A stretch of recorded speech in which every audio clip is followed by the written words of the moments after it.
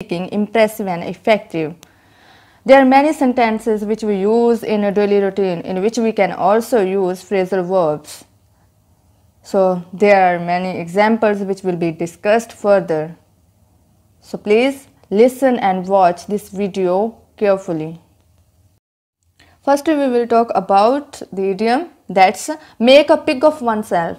Its meaning is to eat too much. जब हम बहुत ज़्यादा खाना खा लेते हैं then this idiom is used. Example, I made a pig of myself. Here I have used myself कि मैंने खाना खाया.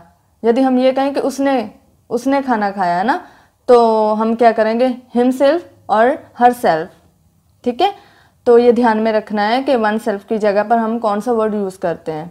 Okay, I made a pig of my self with a lot of sweets and palatable food at last dinner.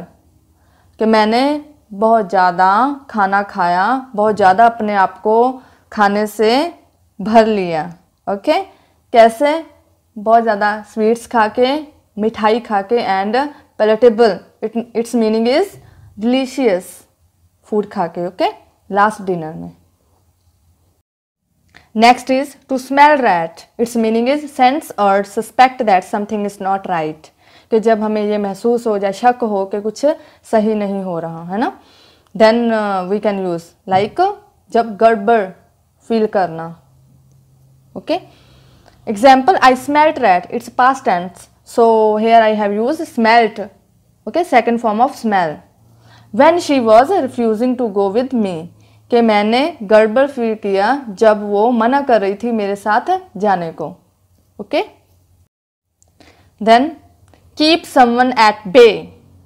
Its meaning is maintaining distance from someone.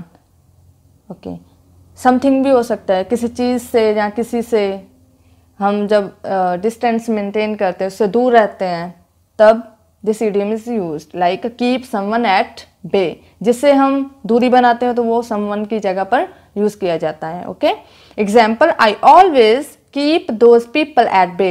Hair I have used those people. मैंने क्या कहा था कि मतलब जिससे हमने दूरी बनानी है उसको एट बे के आगे लगाना है. तो मैंने क्या किया, एट बे के आगे ही यूज किया है दोज पीपल. मैं उन लोगों से दूरी बनाता हूँ who demotivate me to get rid of negativity. Okay, कि मैं उन लोगों से दूरी बना के रखता हूँ, उनसे डिस्टेंस मेंटेन करता हूँ जो मुझे डीमोटिवेट करते हैं. ठीक है, क्यों? क्योंकि मैं नेगेटिविटी से छुटकारा पाना चाहता हूँ. यस, ऑफ कोर्स, कि जब भी हमें कोई डीमोटिवेट करता है तो हम नेगेटिव हो जाते हैं. ठीक है, nextly lock stock and barrel. Here it's meaning is including all और एवरी पार्ट ऑफ समथिंग. जब हम कंप्लीटली किसी चीज़ को कंसीडर करते हैं then this idiom is used.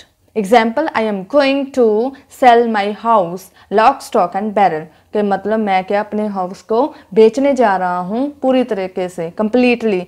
जो भी उसमें कोई चीज़ें होंगी है ना, तो वो भी उसमें इंक्लूड की गई होंगी. Okay, and second example, I have cleaned my room lock stock and barrel. कि मैंने अपने रूम को पूरे तरीके से कंप्लीटली हर एक चीज़ को क्लीन किया. Blow on trumpet. It's meaning is to speak highly about own work और गुड क्वालिटीज़. कि जब कोई इंसान अपने खुद की क्वालिटीज़ और अपने काम को ज़्यादा बढ़ाकर खुद ही तारीफ करें, then this idiom is used. Example, I don't like him because he always blows his own trumpet rather than listening to another person.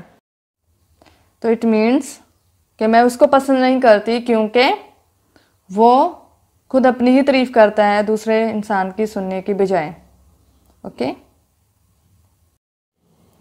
fall out is next phrasal verb. Its meaning is argue with someone and stop being friendly. ये भी एक common phrasal verb है विच we can use. इसका meaning क्या होता है? जब हम किसी से बहस करते हैं, किसी से फ्रेंडली होना स्टॉप कर देते हैं, बंद कर देते हैं, किसी से अच्छा बिहेव करना. ओके लेकिन आपको ये ध्यान में रखना होगा कि whenever we are using this idiom और phrasal verb like fall out, then we should use had और have according to tense. Okay कि किसी से झगड़ा करना, किसी से बहस करना। Okay example, they had fall out a few days ago which has totally broken their friendship, कि वो दोस्त होंगे है ना, कि उन्होंने झगड़ा किया कुछ दिन पहले जिसने उनकी फ्रेंडशिप पूरे तरीके से तोड़ दी। After that, turning their deaf ear, it means to ignore और रिफ्यूज टू लिसन। जब हम किसी को इग्नोर करते हैं, उसको सुनना नहीं चाहते हैं। ओके जब हम ये कहते हैं कि इस पर तो कोई असर ही नहीं होता है, जब भी हम इससे बात करते हैं तो ये क्या है, ये अपना इग्नोर करता है हमें, है ना। तो here one example, I don't like to advise her as she always turns her deaf ear while talking with anybody, कि मैं उसको सलाह देना पसंद नहीं करती क्योंकि वो क्या करती है, वो इग्नोर करती है जब भी वो किसी से बात कर रही हो। ओके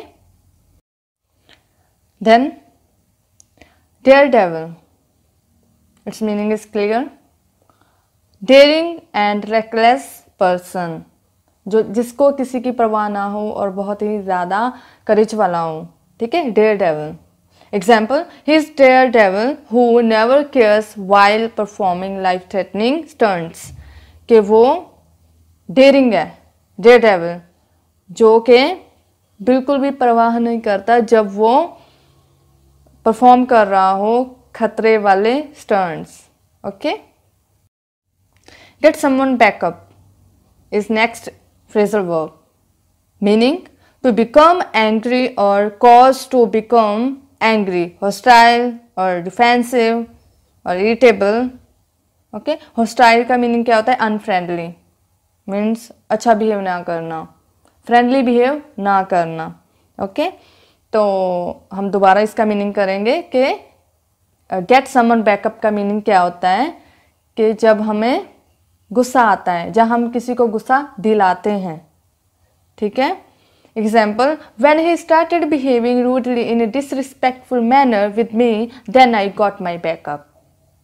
ठीक है, यहाँ पर भी हमें ध्यान रखना है कि someone की जगह पर जिसे गुस्सा आता है तो वो वर्ड डाला जाएगा। ओके जैसे मैंने यहाँ पर क्या किया, my। ओके जैसे हम किसी के बारे में बात करें कि उसने है ना गुस्सा किया, तो हम क्या करेंगे, his backup।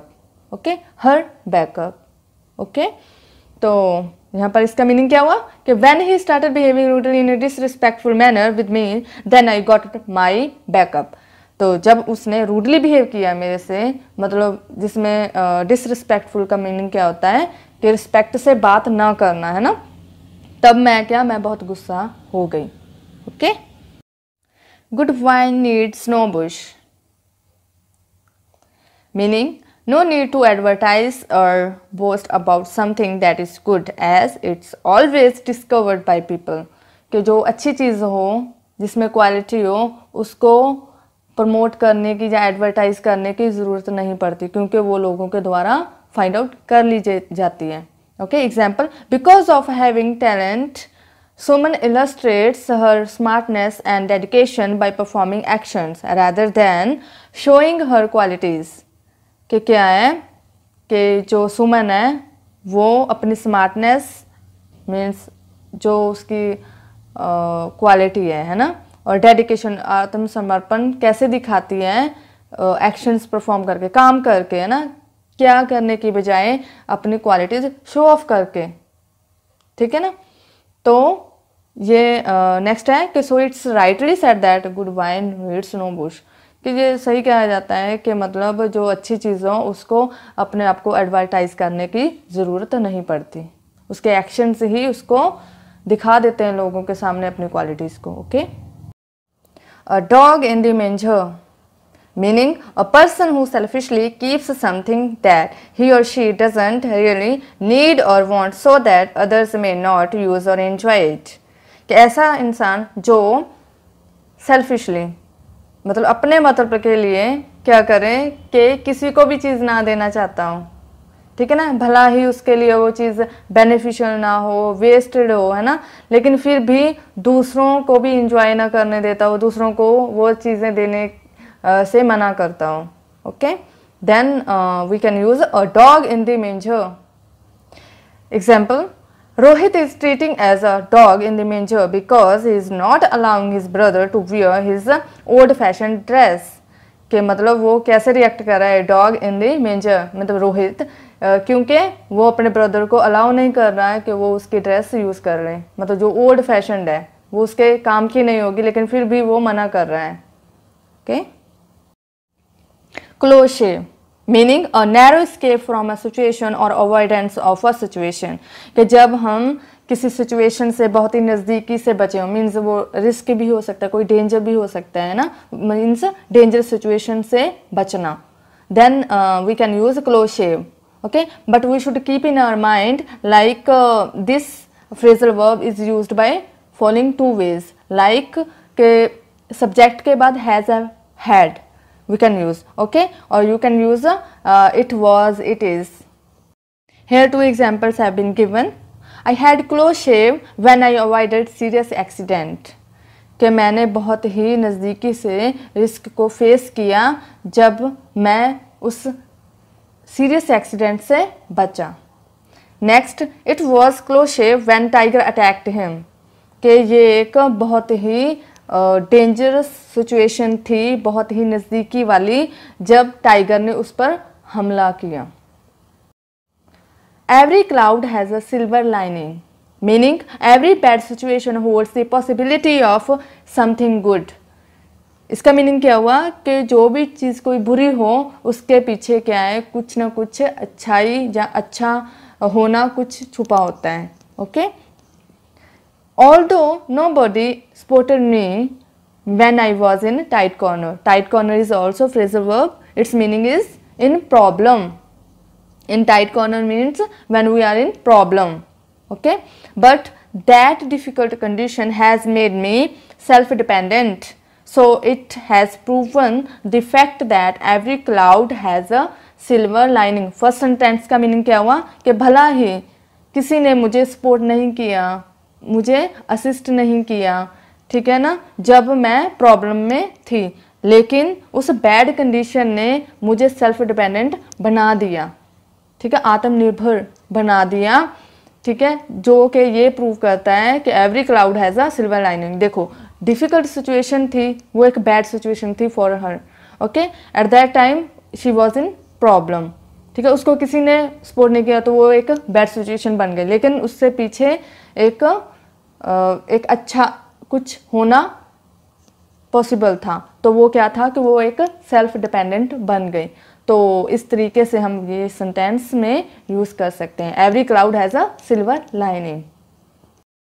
White elephant meaning possession that is useless, कि हमारे पास कोई चीज़ ऐसी होनी जो यूजलेस हो, जिसकी हमें रिक्वायरमेंट ना हो, लेकिन या तो हम उसे ऐसे ही रखे पड़े हों, जो एक्सपेंसिव हो, और जहाँ हम उस पर खर्चा कर रहे हों unusually. Okay, example, his car is white elephant for him as it consumes unusual maintenance after a few days, कि उसकी जो कार है वो वाइट एलिफेंट है उसके लिए, क्योंकि वो मेंटेनेंस कॉस्ट कंज्यूम करती है थोड़े ही दिनों के बाद. ओके, इसका मीनिंग क्या हो कि वो एक्सपेंसिव भी होगी, जहाँ वो ऐसे ही मतलब एक्स्ट्रा खर्चा करवाती हो उससे, तो वो क्या हुई कि वाइट एलिफेंट ही हुआ उसके लिए. Last, back bytes. इसका मीनिंग क्लियर है, मीन्स चुगली करना, किसी के पीठ के पीछे बुराई करना उसकी. Okay, meaning to say unpleasant and unkind things about someone who is not there. Okay, example, she is not like any person as she always back bites, कि वो किसी पर्सन के द्वारा पसंद नहीं की जाती क्योंकि वो चुगली करती है. Okay, these are very common phrasal verbs which we can use on daily basis. ठीक है, तो I think you are able to use these all phrasal verbs or idioms in your speaking to make your conversation